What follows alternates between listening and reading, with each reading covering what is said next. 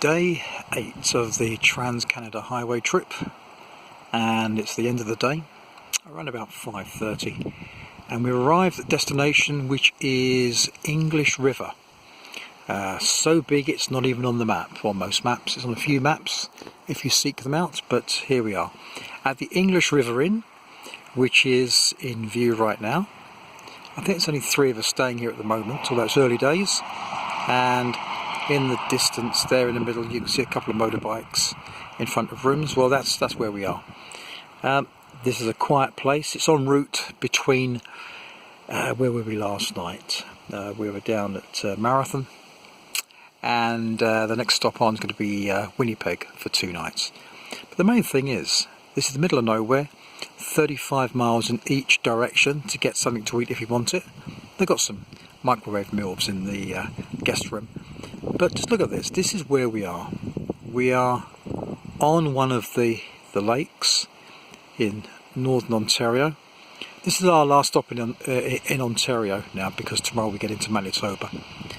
But this is the scene. This is the scene out the front of where we're staying. One of the thousands of lakes kicking around. Very picturesque. We can take out boats if we want to. But that's it. It's all about the great outdoors. Very nice too. I had a bit of a check with the guys at the front desk.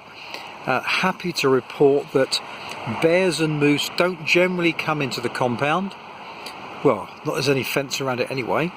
But as a precaution, I've taken the foodstuffs out of my panniers, because frankly I don't want to come out of my room in the morning and be mixing it with a bear. I've mixed it with hornets and came out second, so I'm not having a crack at bears. So yeah, there's a hiking trail that goes around the lake, which I'm sure is nice. I may just have a crack at that in just a while. But there we are. This is the last stop in Ontario on this particular trip. It will be sad to leave Ontario tomorrow, because it's such a quite brilliant province. Absolutely fantastic. It's got so much to offer. As I said before, I could easily live here as long as the winters are abolished.